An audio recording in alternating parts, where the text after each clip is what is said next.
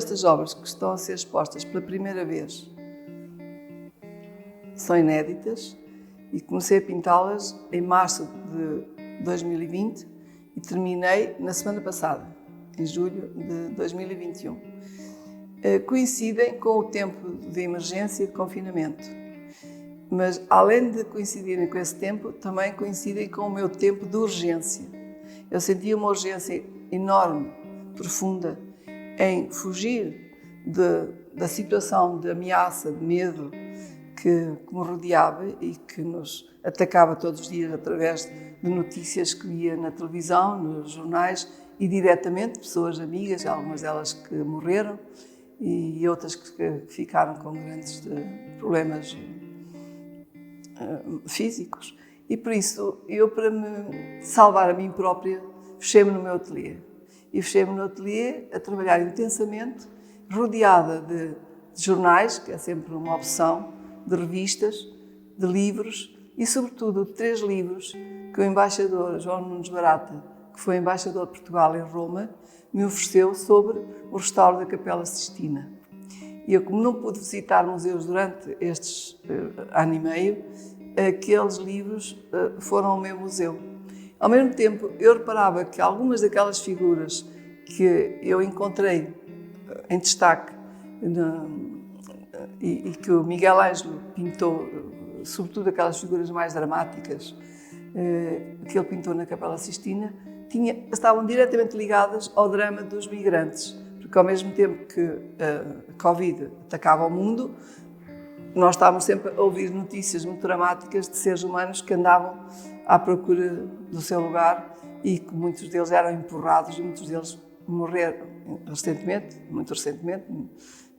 Centenas deles ficaram afogados e outros eram maltratados. E é das cenas que mais me impressiona vê-los em campos de concentração, porque aqueles são campos de concentração sem futuro. Então essas preocupações todas tocavam de uma forma especial. Ao mesmo tempo, esta exposição, que são pequenos formatos, também atravessei uma fase em que andava com muitos problemas de saúde, não tinha força para fazer trabalhos grandes, então fiz essas obras mais pequenas em que há uma predominância do olhar. E o olhar é o olhar que eu captava na rua, nas pessoas com que me cruzava e que eram pessoas que eu sentia que não tinham rosto. Eu deixei de ter rosto, elas deixaram de ter rosto. Eu muitas vezes não reconhecia pessoas amigas e, sobretudo, o que eu me percebia é que o olhar delas falava. Falava porque a mente estava no olhar. E o sofrimento e a ansiedade, a inquietação, o medo do futuro. E por isso eu achava que aqueles... Nunca encontrei olhares de pacificados. Sobretudo encontrava olhares de pessoas que se interrogam, que estavam sempre a ver qualquer coisa que é a ameaça. Decidi falar um pouco aqui diante destes quadros e nesta sala destes desenhos. É uma sala bastante serena e que nos diz muito da arte de Graça Moraes. Está aqui uma boa síntese. Em primeiro lugar, a questão do desenho, que é uma das particularidades da sua criação e do seu modo de expressão. E estas telas, apesar de ser sobre tela, de facto o desenho é um meio privilegiado da pintora se exprimir. E eu gosto particularmente também deste espaço e destes quadros, porque há uma ligação muito grande, um diálogo muito grande com a grande história da arte. Ou seja, a Graça Moraes tem sempre as reminiscências da sua terra, da sua territorialidade, das suas identidades. Conseguimos antever aqui nestes tons de terra, as terras de trás dos montes, os tons da montanha e das serras que rodeiam as suas paisagens, as paisagens da sua aldeia. Mas também temos aqui um diálogo direto e muito consciente com um grande mestre da história da arte, Miguel Ângelo, e é interessante que a Graça, inconscientemente ou não, acabou por selecionar desse mestre uma série de pormenores relacionados com a representação do Gênesis, que Miguel Ângelo desenhou e pintou na Capela Sistina, e o Gênesis parece-me particularmente simbólico nesta exposição.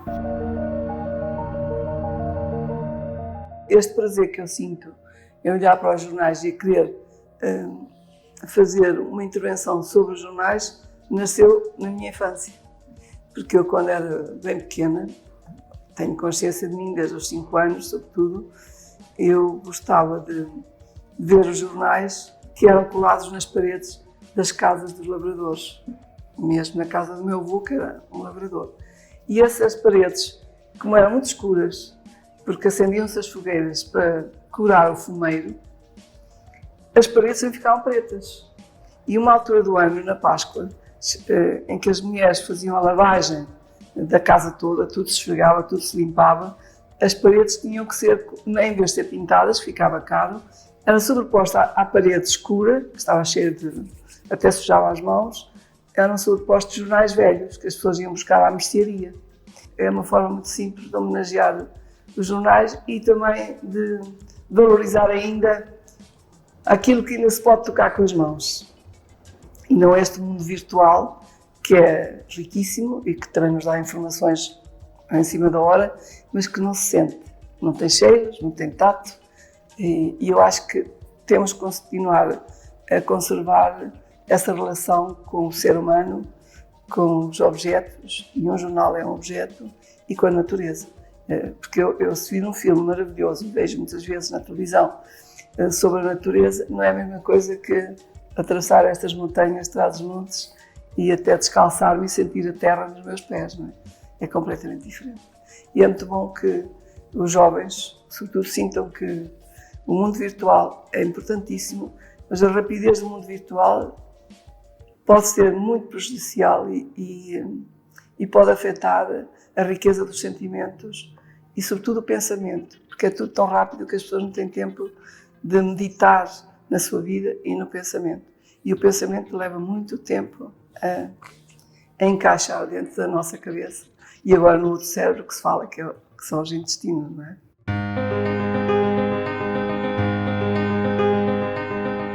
A verdade é que quem viu a exposição anterior, Metamorfoses da Humanidade, e esta, percebe há um conjunto muito particular de relações que tem a ver, obviamente, com a questão humana.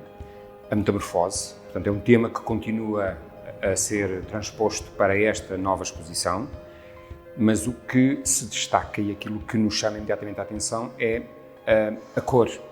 E, portanto, há uma grande diferença, há quase um abuso da cor nestes trabalhos mais recentes relativamente àquilo que foi a exposição e toda a série do trabalho da Metamorfoses da Humanidade. E, portanto, a Graça apostou desta vez muito na cor. Há claramente uma intenção em trazer a cor de volta.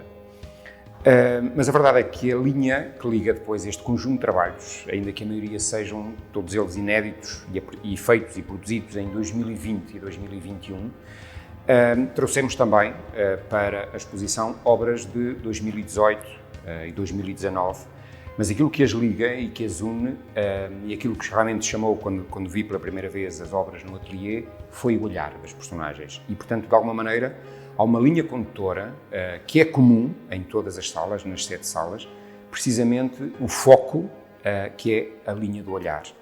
E esse olhar é muito dispar. Nós vamos encontrar as mais diversas formas de olhar, desde a desconfiança, o medo, o segredo, o espanto.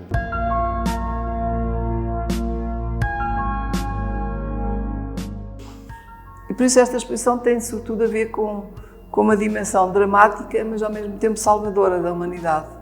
E eu desejo que as pessoas que vejam, sobretudo, que a vejam como pintura, porque eu esforcei-me sobretudo por fazer boa pintura e bons desenhos, mas também que encontrem aqui um imaginário que as ajude a recuperar os dramas e o sofrimento que todos nós vivemos nestes últimos meses, sobretudo neste ano e meio de vida.